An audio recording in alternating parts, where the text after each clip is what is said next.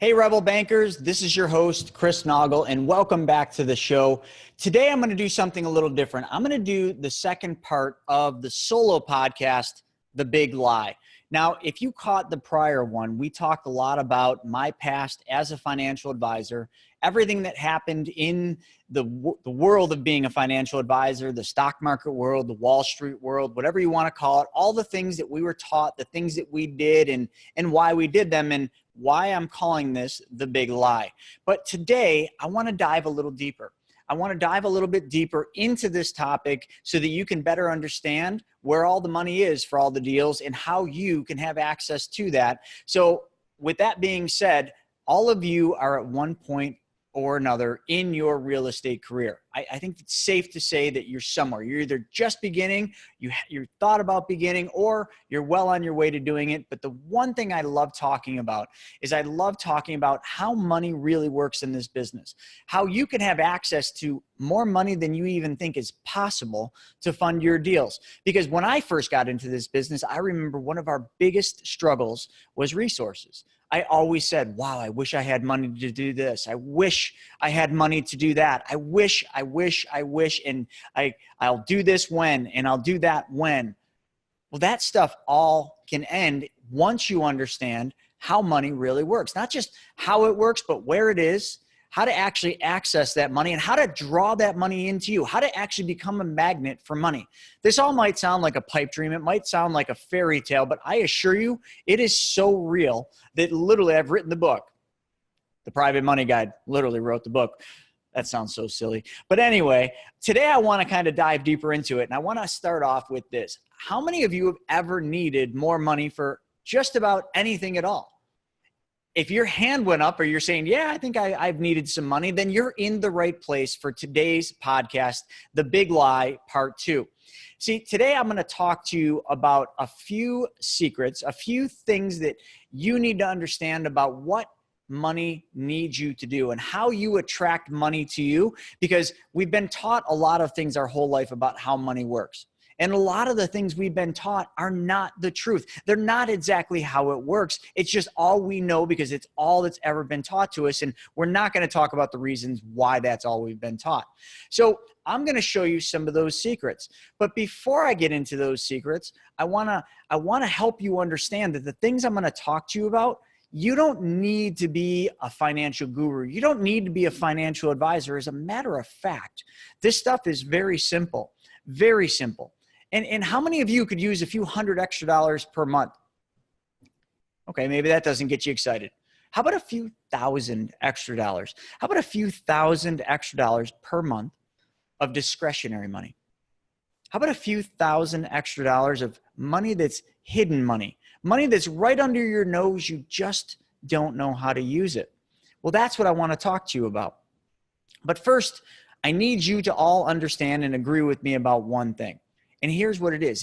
You see, it's a little thing I always do. If I'm speaking to an audience, I always like to do a little demonstration. And what I do is I take the crowd and I ask everybody, I say, I need 5% of this room.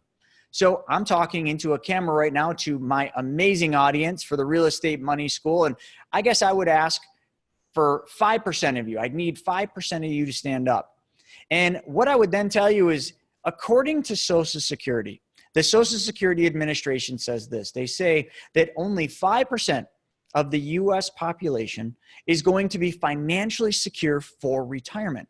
Only 5% will be financially secure for retirement. So if you're one of the ones that said, hey, I'll be part of that 5%, pat yourself on the back, because you will be financially successful at the age of retirement. But think about that for a second. In the United States of America, the land of opportunity, the greatest country on earth, how can that be? How can it be that only 5% of our population is going to be financially secure for retirement? Do you see a problem with that? Because I do. I see a huge problem. That means that there's going to be an awful lot of 65, 75, and 85-year-olds working into the retirement, not because they want to, but because they have to, folks. They're the 95 percenters. But before you get all doom and gloom thinking, oh my God, I'm not going to be able to retire, I want you to understand something. If you're watching this podcast right now, you are the 5%. You are the 5%. The other 95%, they're not here. They're not here. They're home doing something else. They're not sitting in front of the computer, bettering themselves, seeking the knowledge. But you are. And congratulations for that, because there are so very few people out there seeking this knowledge. And this knowledge is the knowledge that the wealthy use, the knowledge the elite use, the knowledge that the successful real estate investors that I communicate with and talk with and bring on this podcast. This is that knowledge they seek out. And there's not a lot of people that know about this. Even the ones that do know about this stuff that we're going to talk about today, they don't know how to really use it. They don't know its full, true potential. So with that being said, let's dive into the big lie part 2. The big lie part 2 is our entire life, we've been taught that when we need money, we go what? We go ask for it. Or what else do? We go to the bank, right? And we go to the bank and we apply for a loan. That's just how we've been taught to get money. And there's nothing wrong with that. I am no different. When I first needed money, when I was a 17-year-old kid, I was taught the same things. Go to the bank. Ask people for money. Go around and ask all the people in your circle, the people closest to you, your friends, your family, your coworkers, ask them if they will lend you money. And you know what ends up happening when you get in that mentality, in that asking mode? You're desperate. When you ask for something, you push those people away. When you ask for something, you are showing weakness. You are showing weakness and they are in control. And I always like to say this, like, you want to be in control, right? If you're out there doing this business, it's your business. You want to be in control of your business. And being in control of your business means being in control of the money, being in control of the flow of money also. That's all part of running a business. It's part of being in real estate, and you want to maintain control. But when you ask for something, you're not in control. When you go to the bank and you ask them for a loan or you apply for a loan, I can tell you, if you think you're in control because you're the one there applying, you are not in control. The bank is in control. And the funny thing about banks, and here's the easiest thing, Warren Buffett says, if poor people would just do what rich people would do, they wouldn't be poor anymore. Well, what do rich people do? Rich people mimic what the successful do. That's how they've got there. And once they're there, they continue to mimic that. And who else do they mimic? They mimic what banks do. Because you might be saying to yourself, well, I don't like banks, or banks aren't the place I go for money. But, banks hold the control. They hold the money, right? And a lot of times I ask people, is it because banks are stupid, or is it because they know something that we don't know? Banks know something we don't know. And what they know and what they've figured out is the simplest philosophy, and you already know it. They know how to keep money in motion. But whose money are they keeping in motion? Is it their money, or is it our money? It's our money. It's other people's money. Banks have mastered the art of keeping money in motion, but not their money, other people's money. And because they keep money in motion, they are all the time, continuously making money on the other people's money. Because when you go to the bank and you bring your paycheck, let's say you get paid, you go to the bank, you pull out your paycheck, you give it to the bank teller, and the bank teller deposits that money. The bank teller doesn't take your money and your check and deposit it into your little security deposit box, your little black box, put it in the back with your name on it, so that when you come in next week, the week after, or even the next day, they pull your box out with your name and pull the dollar bill or the $100 bill out that you just gave them. Do they do that? No. You give them that money, you give them your check, you deposit your check. What are they doing right behind you? They're lending your money out. And why is that? Well, here, it's very simple. When you deposit money in the bank typically has to pay you interest on that. I know a lot of banks aren't, but let's just assume you found a good one that is paying you interest. They're going to pay you interest. So therefore, your deposit into that commercial or community bank is a liability to the bank. So in order for that bank to really put that money in motion, they have to turn that liability into an asset. And isn't that what you want to do? Don't you want to turn all your liabilities into assets? Wouldn't that be an awesome accomplishment? Well, that's what banks do. So you deposit your money in your bank account. They pay you interest, compound interest, whatever the rate is. It doesn't matter. It's just an example. The bank then right behind you is lending that money out. They're lending it out to your neighbor, your coworker, for the car, for the boat, for their mortgage, for a debt consolidation loan, for a home remodel loan. They're keeping that money in motion. And then when you look at what they're paying you, so let's just assume they're paying you, I don't know, 2%. If you found a really good bank, they're paying you 2%, maybe 3 today. You're getting 2 to 3% on your money. And I can tell you, if you found a bank paying 2 to 3%, you've got yourself a good one. But I know of a bank that pays 4%, but we're not going to talk about that today. If you have interest in learning about a bank paying 4%, just keep watching the podcast, because I'm going to cover that bank, because it's everywhere and you just don't know about it. So they pay you 2 or 3% and they're loaning that money out. And how much are they loaning it out for? 6%, 8% for the car loan, 12% for the debt consolidation loan, 9% for the home remodel loan. Folks, I'm not making these numbers up. These are real numbers, because you know what? I borrowed a lot of money from the banks, and the banks are charging 6% for commercial mortgages. They're charging about 8% for an unsecured car loan. They're charging about 9 to 10 for a home remodel loan in some cases, and they're charging about 12% for a debt consolidation loan. So if you took all the differences, chances are the bank is making about 20% on your money. They're paying you 2 to 3, and they're making they're netting about 16 to 20%. And you might think, well, that's not so bad. I wouldn't mind making 16 to 20%. I'd make that all day long. Folks, they're not making 16 to 20%. You seem to forgot it's not their money in the first place. It's your money. They're making 500% to 1,200%. That's what they're making on your money. Now, how many of you would like to go out and make 400, 500 to 1,200% on your money? You all would. That's a stupid question. Well, that's what banks are doing. So now, who's the smartest guy in the room? The bank is. So what are you going to do? You're going to mimic what the bank does. So now let's get back to that. Now that you understand a little bit about how banks work and what you need to do, that doesn't help you solve the big lie. That doesn't help you get out of your problem right now. And your problem is maybe you need money. And if you need money for your deal, because this is a real estate podcast, so if you need money for your real estate deal, then you need to go out there and do what? Ask for money? But I already told you that puts you in a position of weakness. No, you need to go out there and do one thing really, really well. And you want to know what that is? You need to go out there and you need to solve people's problems. And I've got a super easy thing for you. Here's what it is. To solve people's problems is way simpler than you think, because you might be thinking, well, I don't know what their problem is, Chris. I don't know what my neighbor's problem is. I don't know what my coworker's problem is. Yes, you do. You know what everybody's problem is, because everybody has the same freaking problem. And here's what it is. Everybody wants to make more money. It's simple. That's like the universal problem. Everybody wants or would like to make more money.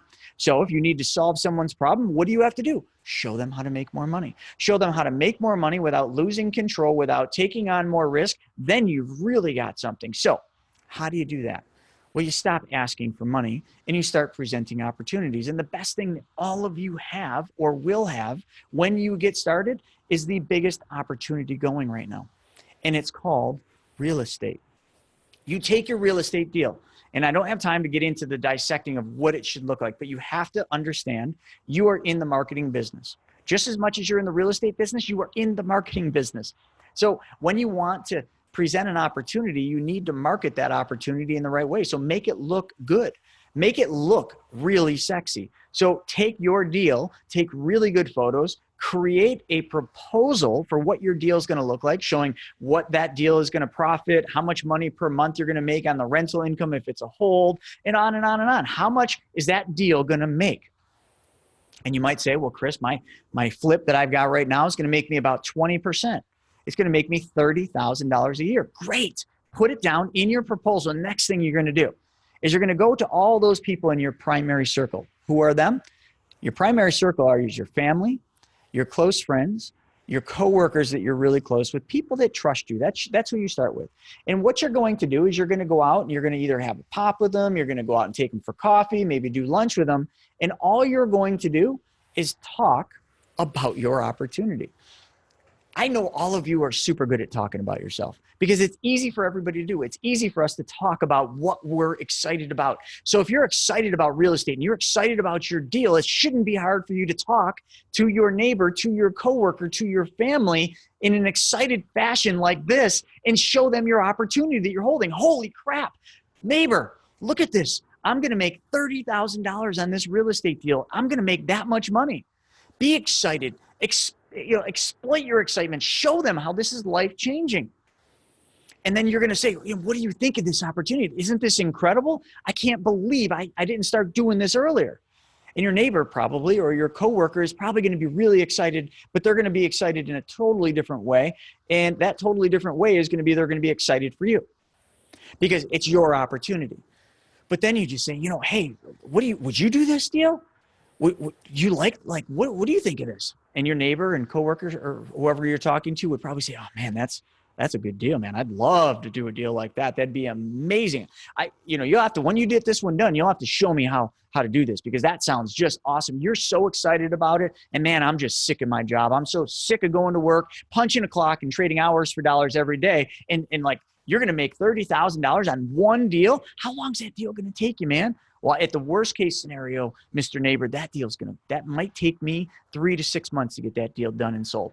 3 to 6 months. And even if I screw up and only make 20 grand, dude, that's half my year. That's what I made in half a year of punching the clock and trading hours for dollars in a job that I hate every single day. Do you see what I'm doing, right? I'm creating excitement. And then your neighbor says, yeah, let me know. And then you say, you know what? Not for nothing, man. Why don't you do this deal with me? Why don't you do this deal with me? Well, I can't do that. What would that look like? Like you'd need money, right? I don't have any money. Well, Mr. Neighbor, I think you do, but you just might not know. You're working for the factory, right? You're working down the street for the factory and they got a 401k and you've been putting money in. You've told me you've been putting money into that retirement account. Oh yeah, I've been putting money in that retirement account. It's, it just kind of goes up, down, up, down. I don't really even look at it anymore. When I get the statement, I look at it. And if it's, I know one of two things, whether it went up in value or down in value. That's about all I know about it. But Chris, I can't use that money. I can't use my 401k. I'd be penalized and taxed. And man, my advisor said, don't ever do that. That's stupid. And you look at him and you say, that would be dumb. That would be really, really dumb for you to take that money out of your 401k. Yeah, that's silly. Pay taxes and penalties. Our government doesn't need any more money. Why would we do that? But what if you could use that 401k and you didn't have to pay taxes and you didn't have to pay penalties on that? If I could show you how to do that, because I learned how to do that, if I could show you how to do that, would you want to do this deal with me? Well, yeah, of course. If I don't have to pay taxes and penalties and we can do this deal and I can share in some of that profit, absolutely. All right, well, here's the deal. You can probably take a loan. So if you go to your HR or you call that company and you ask them, can I take a loan from my 401k? And chances are you can take a loan from that 401k. I'll tell you that right now. You can probably even take two up to 50% or 50,000. Those are general rules. And once you get that money, then maybe we can talk about doing this deal. And here's how I'll do it for you. I'll make it super easy for you. Just like a bank. Instead of me going to a bank and borrowing the money from the bank, why don't you lend the money to me? I'll put you in this deal. I'll pay you 10%. So I'm going to make 20. I'm going to pay you 10% interest annually. So even if I don't make money, even if I lose money on this deal, Mr. Neighbor, I'm still going to pay you your 10% annually. And I'm going to pay that check to you every single month, like mailbox money while you sleep. You're going to make money while you sleep. I'm just going to keep sending you checks while I'm using your money. Every month, you're going to get a check equivalent to 10% annualized. So whatever that works out to be on the amount that you put up for this deal. And I'm going to mail you checks every month. And your neighbor says, wow, that's really cool. But how does that work? What if something happens to the house? Well, Mr. Neighbor, here's the other thing I'm going to do. I'm going to put you in a first lien position on this house. I'm going to make you the mortgage holder. I'm going to make you the lender, and I'm going to put you in a first position. So if something happens and I don't finish this house, I don't do it, you're in a first position. I'm going to secure your money with this real estate deal. And you already agree this is a good deal, right? And then I'm going to go one step further. If for some reason a natural disaster takes this house out, I'm going to make sure that there's an insurance policy listing you as additionally insured on that insurance policy so that no matter what, you're protected on this deal. And you're just going to make money while you sleep. And that's probably better than what you're making in the stock market right now. I'm looking over here because I'm pretending, okay? That's all I'm doing. And if you're going to get good at this, folks, you have to pretend and practice. You have to look in the mirror, pretend that there's someone sitting right there next to you, and talk like I am. Talk excited. Get excited about your deal. Prepare your deal so it excites you, and talk about that opportunity to other people. Now, I just talked about a 401k. Well, what if that person has an IRA? They can move that money to a self-directed IRA. You can teach them how to do that. And even if you don't want to teach, you can tell them, hey, I know this company that can basically help you move your IRA into a self-directed IRA. Then you can loan the money for this deal from your IRA. And you already said you don't like the returns you're getting from that IRA, right? Well, what if I can pay you 10% annualized on that? Would you like it then? Or what if they don't have an IRA or a 401k, but they've got their house? And over the last 5 to 10 years, values of houses has gone up, right? You wouldn't be in the real estate business if the value of houses hadn't just gone up over the last couple of years, but it has. So take that into consideration. Use the home equity line of credit. Show them how to use their house to pay for their car. Folks, I'm just getting warmed up here, but you see, I don't want to go long with this. But the big lie that you've been taught is that you have to ask for money and you have to go to the bank for money. All the bank is doing is using our money to lend it back to us at a higher return. So why don't you go teach other people how to be the bank so that they can make the money? Instead of you giving it to the institutions, give it to your neighbor. Give it to your family. Give it to your coworker so that they can better their life, so that they can use their house to pay for their car, so that they can double the return on their IRA or their 401k with a secured asset backing that money. Do you see what just happened there? All I did is I demonstrated you not asking for money. And that's what I want you to remember from this podcast. I don't want you to ever think you're going to ask for money again. I want you to think about solving people's problems, because if you can get good at solving other people's problems, your problems will start to end. Your problems, your hamster wheel of money then broke and money then broke, or just not having money, will slowly end or quickly end, because you've heard this before. I'm not teaching you anything you haven't heard before. The universal law. If you help others get what they want, you in turn will get what you want. Givers gain. If you solve other people's problems, they will in turn solve your problem. If you give, you get. Solve people's problems, and they will solve your problem. Create opportunities that solves your neighbor's problem. Create opportunities, real estate deals, that solve your coworkers' problems, and talk about those problems. Talk about those opportunities and tell them how it will solve their problem. But don't tell them that you're asking for money. Tell them about your opportunity. Tell them how amazing your opportunity is and how that opportunity can be their opportunity. And when you do that, things will change very quickly. You will soon start to find that there is so much money out there that you can't find enough deals for all the money. You will soon find out that when you get a deal, you've already got lenders, your bank, your private lending bank, okay, that you've created by solving people's problem, that they are waiting for you to bring them an opportunity. I wish I could tell you that I just made this stuff up and it just sounds good on paper, but that's not the case. I have been doing this for years and years and years and years, and I have learned from the best, and I have proven it, not just with my deals. Forget about me. People want to lend me money because I do this every single day, but I have shown other people how to do this. I've shown people through the money school and through the money multiplier how they can do this, and you know what happens every single time? Exactly what I just told you. They raise money for their deals very quickly and very efficiently. And don't you dare tell me that you're too young and no one's going to take you serious, because I just did this for a 21-year-old. He came through our program and he raised $500,000 from his family. And his family was the hardest people for him to ever raise money. And all he did is listen to what I just told you, and he solved their problem. Folks, go out there and change the world by solving one person's problem at a time.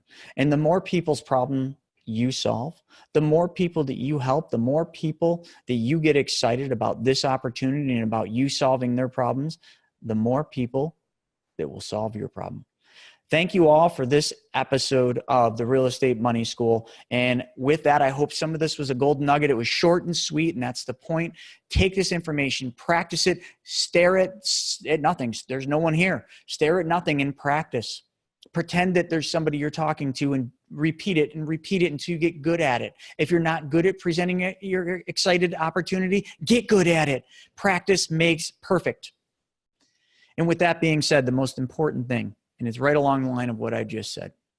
If all you ever do is go out there and seek knowledge and all you do is just gather, you're just a gatherer, right? You just gather all that knowledge and you just keep going to this podcast and that podcast and Bigger Pockets and all these places, just gathering knowledge. And you never do anything with that knowledge, that is what I call a complete waste. And that is also foolish. It is foolish because why would you ever be so selfish just to gather knowledge and not use it? Take that knowledge and apply it in a fashion that will get you results. And those results will happen, and those results will change your life, your family's life, your kids' life, and maybe your kids' kids' lives. So thank you all for joining me, and I hope this was good. Go out there, leap, grab a copy of my book, The Private Money Guide, if you're looking for that. And if you want any information about the different programs we have, from Money School's Inner Circle to the Money Multiplier, which is the most phenomenal banking strategy ever created, to our masterclass Complete Wealth Builder kits, let me know. Send me a private message. Find me on Facebook. Find me on Instagram. I'm everywhere. And send me a message saying, Chris, I love the podcast. I want more. So thank you for that. We'll see you at the next episode of the Real Estate Money School. Thank you.